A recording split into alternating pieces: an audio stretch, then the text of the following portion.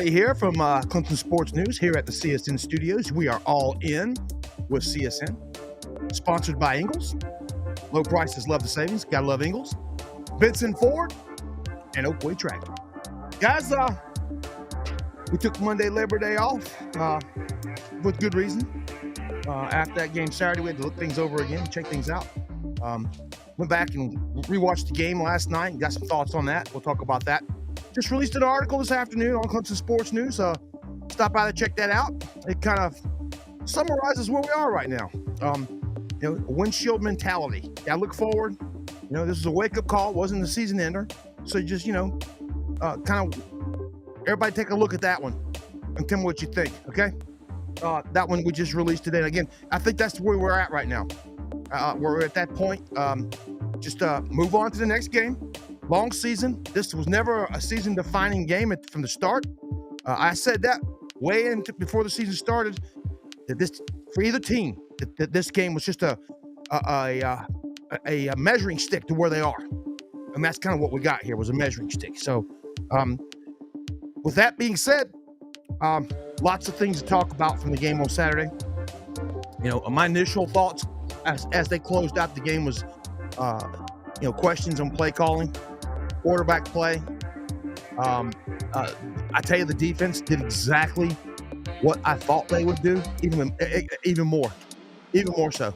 Holding that team to 17 points was a handful, and they did it. And I'll be honest with you, if you go back and watch the defensive line play, it's pretty good.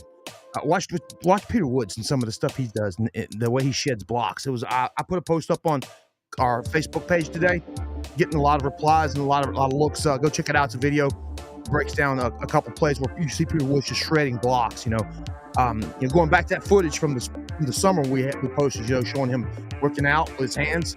Good Lord, man, just taking these guys and just throwing them to the side. It's insane.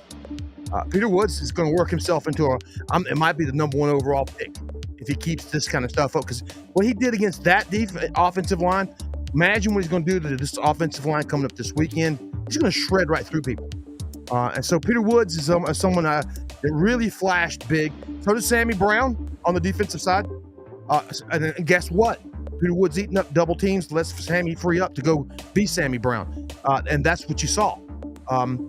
Same thing with Wade Woodaz, except for the first play where he kind of got shrugged off the guy's shoulders after hitting him in the backfield. He caught him. He was there. He just didn't wrap up. Other than that, he was pretty sure all night, and Wade Woodaz was everywhere. Linebacker played defensive line, and the defensive backs held up. Guys, those safeties held up. Ronan Hannafin, good Lord, he's a hammer. He's a hammer, that kid. He's everywhere the ball is. And you like that in a safety, being smart and knowing where the football is. So it was good to see that. Ricardo Jones had a great game. Again, Hampton and Avion Terrell played great against a really top-notch set of receivers. That defense is going to just lock people down all year. You're going to see some score predictions coming up, starting with this one this week, where I'm going to blank people out and go, hey, you're lucky if you get a field goal, on the third team.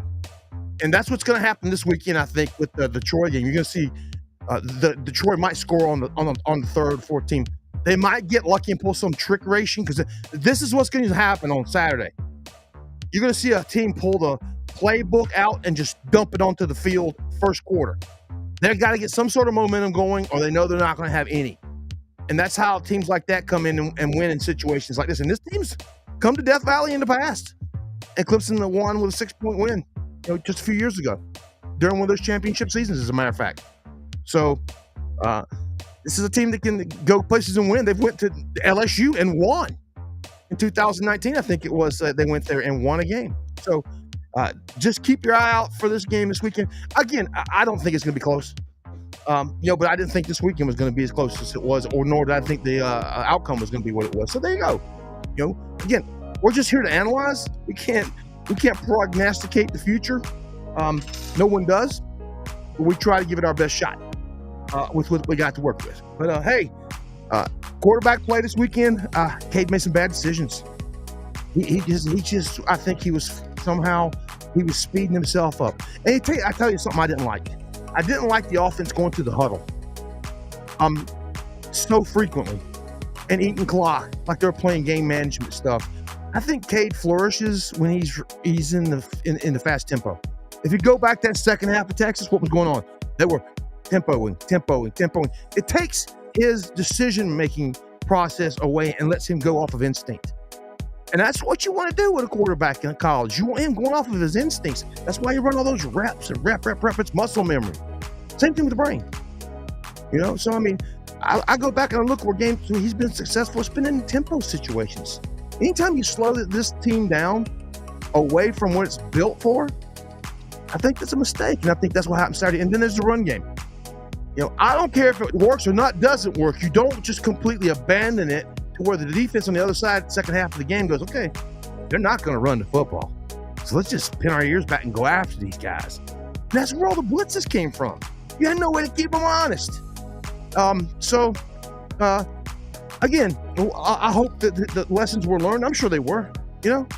Our guys have been down there all week. We've been down there covering the team.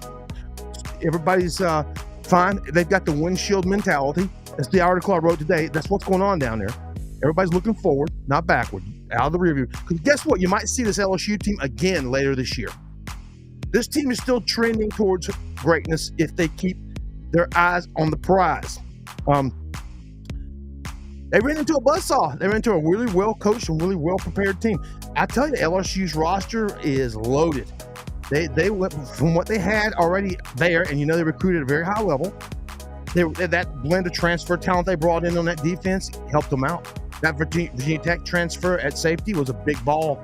He had a big game. Had the interception, a couple Pawcast PBUs that were big, a couple big-time tackles. It was just amazing. And then there was the misses with us, the Gideon Davidson situation. He goes into the game, misses a blitzing linebacker, that Perkins kid, on the one play, and he doesn't see the field the rest of the game. Didn't see a carry. Tristan Smith, no targets in the red zone. I couldn't believe, you get down that 25, 20-yard line. You don't put number 3 in there, 6'5", 220 pounds of himself, and say, hey, go get one. Go fetch one. Go be Mike Williams. Go be, Sammy Watkins for us for a minute. Go put those long arms up in the air and grab one. That didn't happen. Well, it just had me scratching my head. But again, I'm not a coach. Not my job to be a coach. My job is to be an analyst, and that's talk about the game, what I see, and how I see it going forward. So I honestly, I think this weekend, Clemson does what they didn't do this past weekend, and that's open up the playbook. Even LSU, to an extent, when I watched this game over last night, and I said it during the first half when they played tried the little trick play, they were getting desperate to figure out ways to crease Clemson's defense because they were having to go extreme outside edge stuff to get any run game going. Nothing was happening up the middle. Nothing was happening in the A-gaps. Peter Woods and DeMonte Capehart were crushing that A-gap. Even Matt Adams, when he was in there, was doing the same thing. That defensive line was very stout. So everything got pushed out to the edges and got to be the quick game. They had leverage for side, stuff out to the edges, and it got out there quick. That got adjusted to. Allen brought in the nickels and got them down, and the safeties downhill. And then LSU got creative with their pass game, changing things up. So, we didn't get creative from what I saw. I didn't see the second half adjustment that LSU made, because if you watch the first half, LSU was trying to find an identity. First, they started out the first quarter trying to run the football. They figured out that's not going to work. It worked for one play, but it's not going to work. We're not going to sustain the run game against this defense. We might crack a big one every 4 or 5 carries, but where's that going to have us in 4 quarters? So going to half 10-3 lead. Defense was holding tight, and the same thing in the second half. You give up 17 points to that football team, you expect to win. At home, you expect to win on that. You should have won that ball game 21-17, 24-17. Again, hindsight being 2020. Now, like I said, let's get into the windshield mentality starting from this point forward. Let's look forward. Let's look to Troy. We're going to break that game down Friday at the Smoking Pig. My special guest will be former Clemson tight end Darrell Berry. He's over there at Dutch Fork High School, has been up there in the Columbia area, has been coaching. We worked together on when Antonio Williams was a recruit. He was underneath Darrell over there at Dutch Fork, and I wrote a lot of stuff about him. And the same thing was with our running back that's coming out of there. Guys, moving on. The Smoking Pig Friday, 7 o'clock. We'll be there live.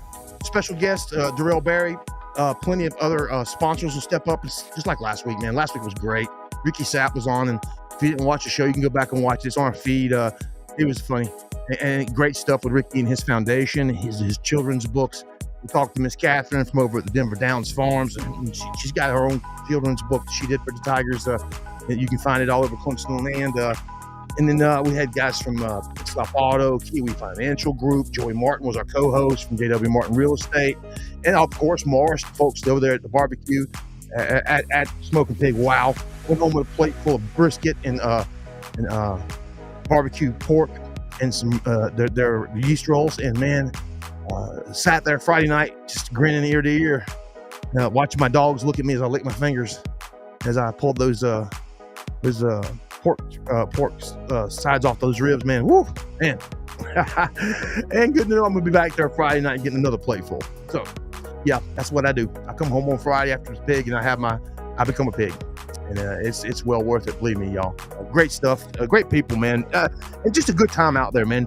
Everywhere we looked, man, we had 2 cameras set up there, so we had one on us, and I could go A and B, but you could always see over our shoulder there on the view we had, because we don't use the background when we're live.